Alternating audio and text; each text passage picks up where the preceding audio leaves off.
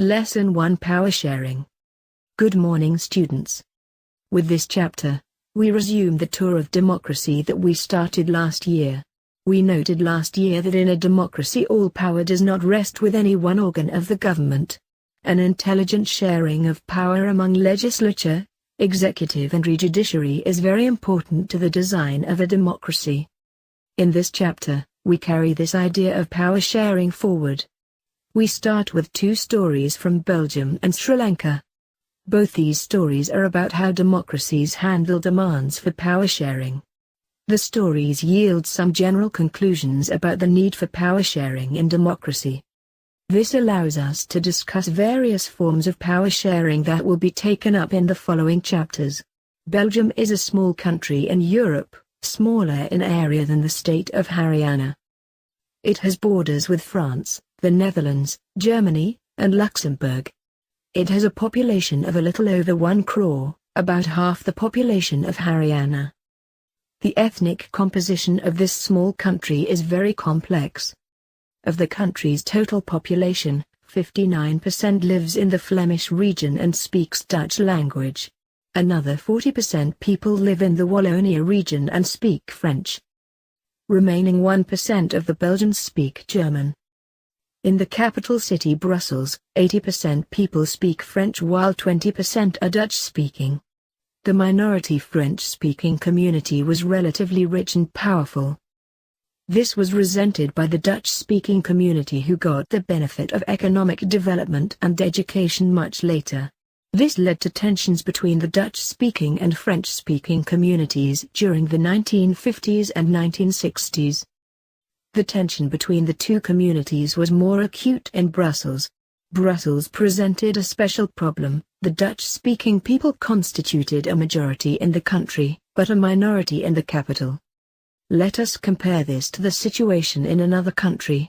Sri Lanka is an island nation, just a few kilometers off the southern coast of Tamil Nadu. It has about 2 crore people, about the same as in Haryana. Like other nations in the South Asia region, Sri Lanka has a diverse population. The major social groups are the Sinhala speakers 74% and the Tamil speakers 18%. Among Tamils there are 2 subgroups. Tamil natives of the country are called Sri Lankan Tamils 13%. The rest, whose forefathers came from India as plantation workers during colonial period, are called Indian Tamils. As you can see from the map, Sri Lankan Tamils are concentrated in the north and east of the country. Most of the Sinhala-speaking people are Buddhists, while most of the Tamils are Hindus or Muslims.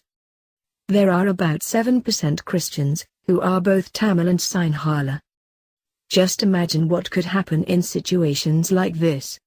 In Belgium, the Dutch community could take advantage of its numeric majority and force its will on the French and German-speaking population. This would push the conflict among communities further.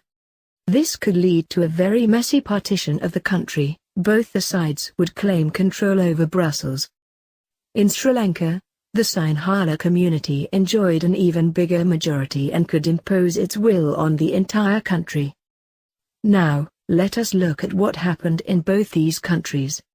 Majoritarianism in Sri Lanka. Sri Lanka emerged as an independent country in 1948. The leaders of the Sinhala community sought to secure dominance over government by virtue of their majority. As a result, the democratically elected government adopted a series of majoritarian measures to establish Sinhala supremacy. In 1956, an act was passed to recognize Sinhala as the only official language, thus disregarding Tamil. The governments followed preferential policies that favored Sinhala applicants for university positions and government jobs.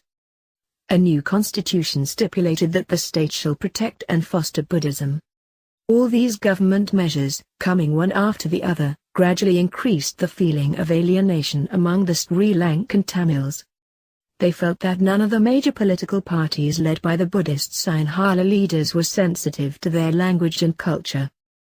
They felt that the constitution and government policies denied them equal political rights, discriminated against them in getting jobs and other opportunities and ignored their interests. As a result, the relations between the Sinhala and Tamil communities strained over time. The Sri Lankan Tamils launched parties and struggles for the recognition of Tamil as an official language, for regional autonomy and equality of opportunity in securing education and jobs. But their demand for more autonomy to provinces populated by the Tamils was repeatedly denied. By 1980s, several political organizations were formed demanding an independent Tamil state in northern and eastern parts of Sri Lanka. The distrust between the two communities turned into widespread conflict. It soon turned into a civil war. As a result, thousands of people of both the communities have been killed. Many families were forced to leave the country as refugees and the many more lost their livelihoods. We have read in Chapter 1 of Economics textbook, Class 10 about Sri Lanka's excellent record of economic development, education and health. But the civil war has caused a terrible setback to the social, cultural and economic life of the country. Accommodation in Belgium. The Belgian leaders took a different path. They recognized the existence of regional differences and cultural diversities. Between 1970 and 1993, they amended their constitution 4 times so as to work out an arrangement that would enable everyone to live together within the same country. The arrangement they worked out is different from any other country and is very innovative. Here are some of the elements of the Belgian model. 1. Constitution prescribes that the number of Dutch and French-speaking ministers shall be equal in the central government. Some special laws require the supportive majority of members from each linguistic group. Thus, no single community can make decisions unilaterally. 2. Many powers of the central government have been given to state governments of the 2 regions of the country. The state governments are not subordinate to the central government. 3. Brussels has a separate government in which both the communities have equal representation. The French-speaking people accepted equal representation in Brussels because the Dutch-speaking community has accepted equal representation in the central government. 4. Apart from the central and the state government, there is a third kind of government.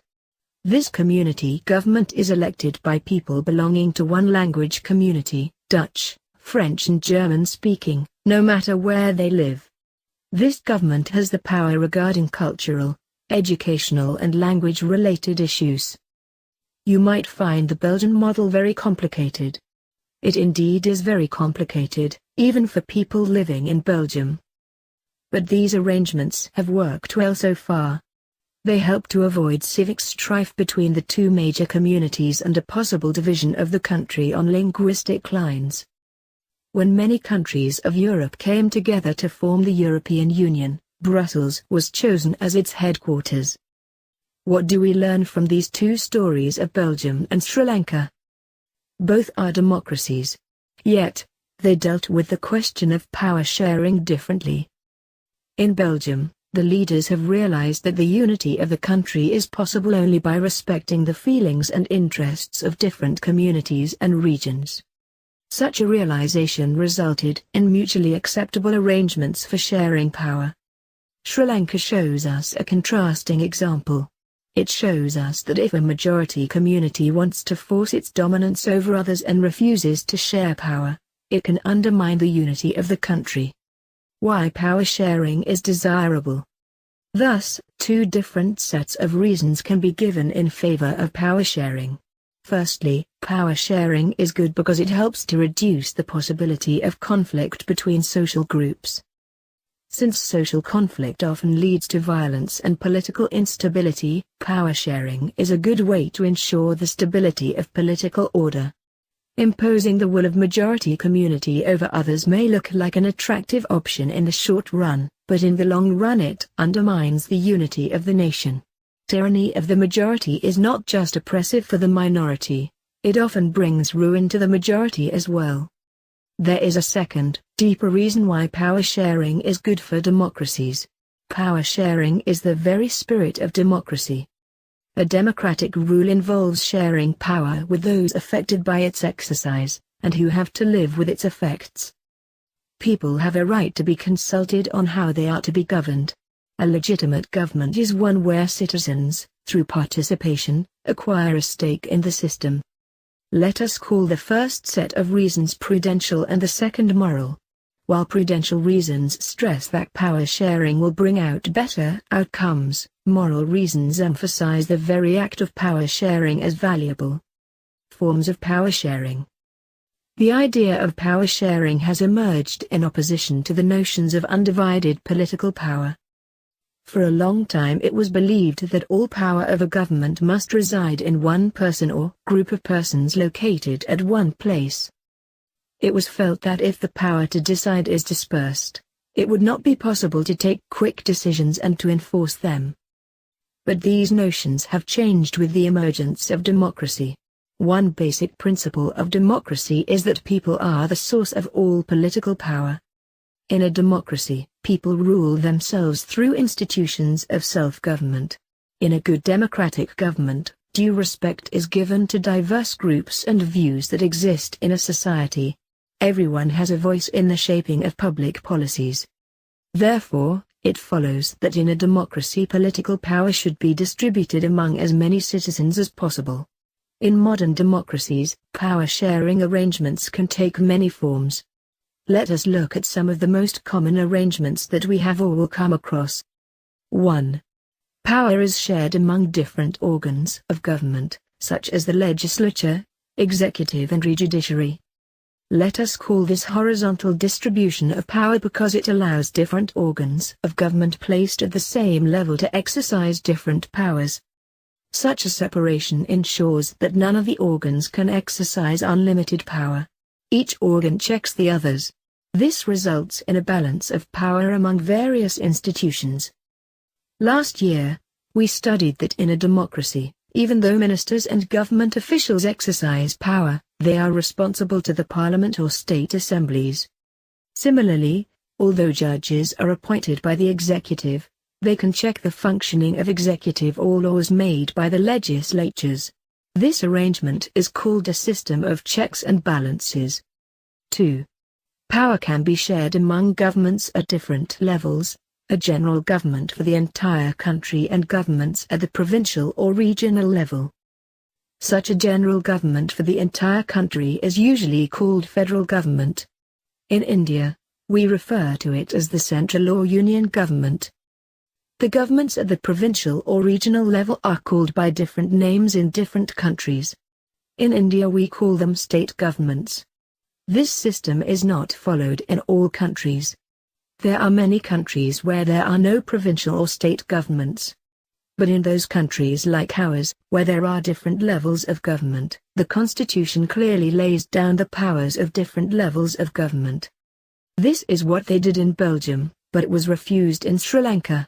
This is called federal division of power.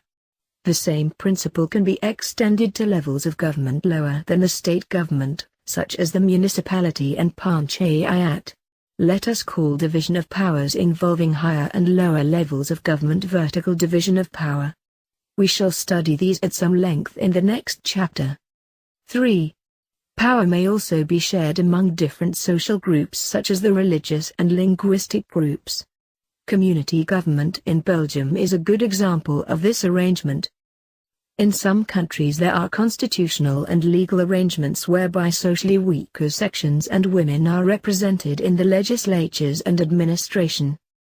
Last year, we studied the system of reserved constituencies in assemblies and the parliament of our country.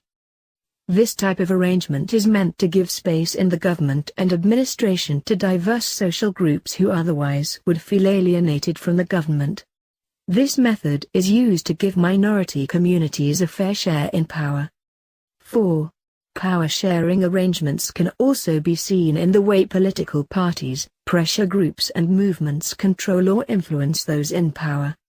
In a democracy, the citizens must have freedom to choose among various contenders for power. In contemporary democracies, this takes the form of competition among different parties. Such competition ensures that power does not remain in one hand.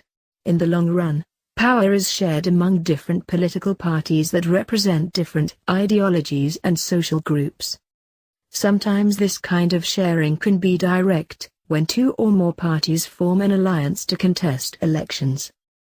If their alliance is elected, they form a coalition government and thus share power. In a democracy, we find interest groups such as those of traders, businessmen, industrialists, farmers and industrial workers. They also will have a share in governmental power, either through participation in governmental committees or bringing influence on the decision-making process. A presentation by S. Vinod. Atomic Energy Central School, 5. Mumbai.